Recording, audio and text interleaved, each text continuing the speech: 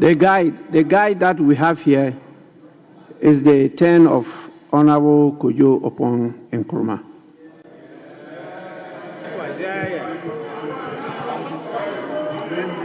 Mr. Speaker. Mr. Speaker, I want to thank you for the opportunity to contribute to the motion and the debate before this House. I want to start off by reading a portion of the State of the Nation address and asking my colleagues in the House whether they heard the President say this and whether they believe that this is the true state of the nation.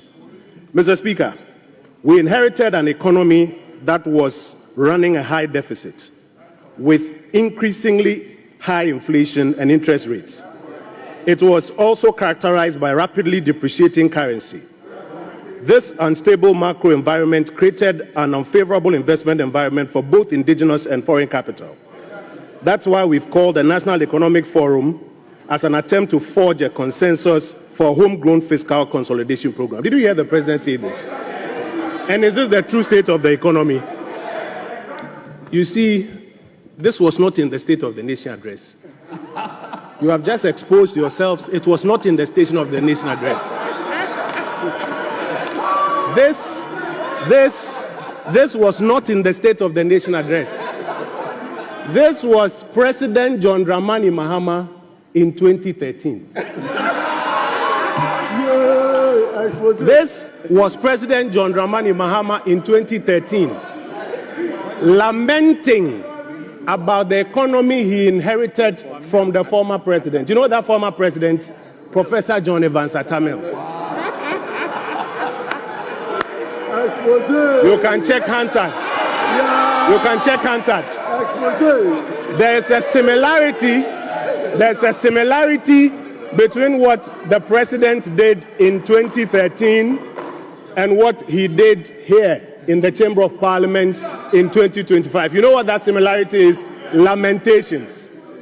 Mr. Speaker, there's a phenomenon where new heads of state spend a lot of time lambasting, berating, demonizing their predecessors, hoping that they will use it as a basis to galvanize a certain narrative about why they came to power. Why you came to power doesn't matter. You are in power today. Your job is to do what? Is to fix it. Mr. Speaker, when a president during the State of the Nation's address spends his time lamenting like he did in 2013 and like he did here last week Thursday, what he does is that he invites the remnants of the previous administration to also come and to do what? To defend our record. In between the two, the real issues that you campaigned on, the things that the millions of young people who were singing Kwen Kwen are waiting to hear you deliver on, they get lost in the cracks. And I want to spend some time reminding you of the things that you campaigned on and the things that many people were hoping that when the president mounted the podium, he will be explaining how he will be delivering on them. The president campaigned on the cost of living crisis. He campaigned that transport fares were high and were still going high, and that if he's given an opportunity to come to power, he will roll out a program to tackle it. Did anybody hear the president here explain how he was going to tackle the phenomenon of transport fares that are going up? He spent all the time lamenting and trying to blame the heads of state of the past, just like he did in 2013. The president campaigned on high electricity bills and the fact that if he has an opportunity to come to power, he will introduce measures to tackle it. When he mounted the podium on Thursday, the expectation was that he will lay out a program, which program we now in Parliament will spend time debating. Did anybody hear the president explain how he's going to tackle electricity tariffs that keep going up? For many months, when the president was campaigning, he was speaking about high food inflation. When he mounted the podium, I was hoping to hear him outline how his program to deal with high food prices.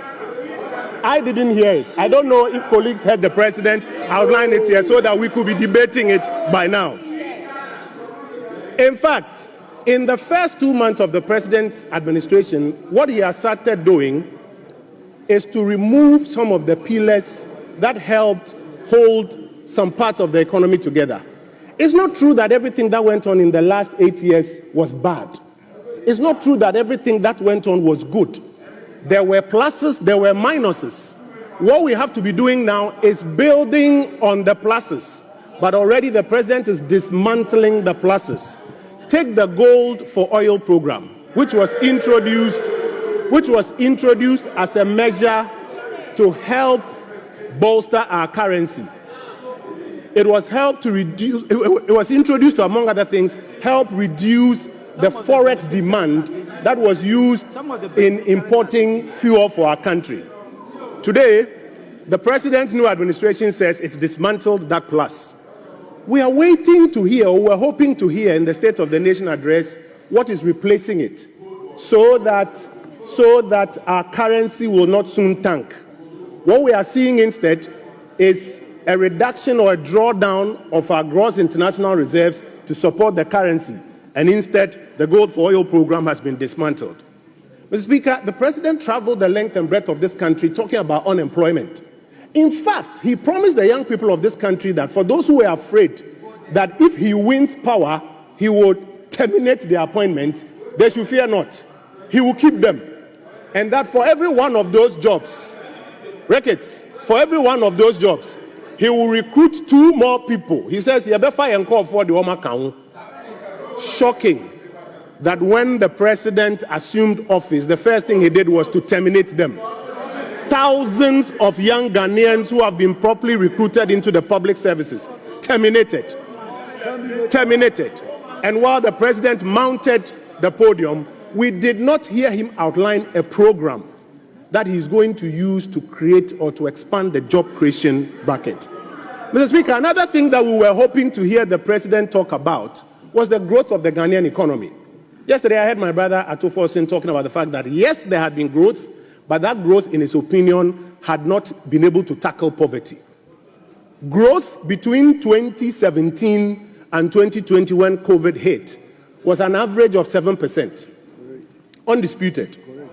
President Mahama campaigned on the fact that he's going to do better than 7%. When he mounted the podium, the whole country was expecting that he would outline a program that is going to grow the Ghanaian economy by more than 7%. Did anybody hear him speak about that one? The whole address was used for lamentation, blaming the previous administration and listing debts that he had inherited in various places. But if the president wanted to give a balanced account of what he had inherited, I would have imagined that he would have also spoken about the assets that he inherited. The president did not tell us that when he assumed office on the 7th of January, the gold reserves of this country were 30 tons. And that when he was leaving office the last time, it was 8 tons. That is over 22 tons increase in our gold reserve through Baumia's gold purchase program. The same Baumia that Adongo was bastardizing a few minutes ago. If the president wanted to give a balanced account, I was expecting that he would tell us that when he assumed office, he realized that the Ghanaian economy that he left, the economy which, by the way, during his tenure shrunk by about $10 billion, when he came back, the economy has expanded by about $20 billion. The president did not tell us that. I was expecting that the president, when he mounted the podium, if he wanted to give a balanced account, would tell us that our gross international reserves, which he left at $6.5 billion when he was leaving power, when he came back, the morning of the 8th of January, when he reported to work, he found out that it was about $8.9 billion. This is a balanced account if he wanted to give a balanced account. But no, what he wanted to do was to lament, was to complain, was to blame the previous administration. Mr. Speaker, if indeed our colleagues on the government benches want a reset, the first reset we should be doing is moving away from the politics of the past, where new heads of state spend an inordinate amount of time lambasting, complaining, and blaming the past, and spend very little time putting their programs on the table so that we interrogate and support. When many of your colleagues appeared before the vetting committee and Osahin asked them, were you part of the manifesto committee? Have you seen these provisions that your manifesto has made on this subject? They said no. Deputy Finance. They said no, they haven't seen it. You would have imagined that by now, the programs for governance, you will be laying them here. And those who didn't see it at manifesto time will see it and even contribute the ideas. We've been in government before. Sometimes you can be here and you see a colleague lay a paper. You yourself, you don't even know the details. But you are part of the majority. You would imagine that by now, your economic transformation program, you will bring it here. Your 24-hour economic program, you will bring it here. These are the things that we were hoping the president will be giving details about, so that by now Parliament will be seized with them and will be interrogating them. Today, none of them has come before us. And we are spending all our time lambasting the past, trying to blame the past, complaining about the past. That's why Ghanaians voted for you. You have an opportunity to do what? To fix it. No, we don't need to wait for the budget. We need to have them here and now so that we can have an opportunity, you and us, to work on them. Mr. Speaker, I'll be concluding soon. 3 major things that I want to draw the government bench's attention to. Number 1, stop the propaganda. You have won the election already.